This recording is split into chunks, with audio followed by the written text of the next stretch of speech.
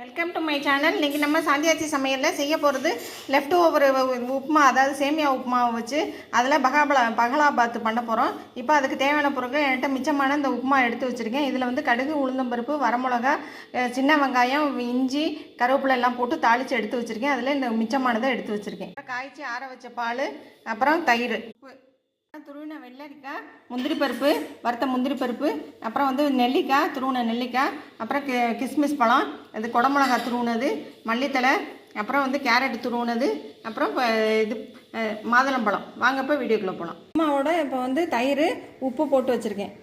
காய்ச்சி ஆற வச்ச பால் இல்லை எல்லாத்தையும் மிக்ஸ் பண்ணிக்கலாம். இப்போ நம்ம நறுக்கி வச்சுருக்க எல்லா ஃப்ரூட்ஸு, ட்ரை ஃப்ரூட்ஸு, காய்கறி எல்லாத்தையும் போட்டு இதை நல்லா இப்போ கிண்டிக்கலாம்.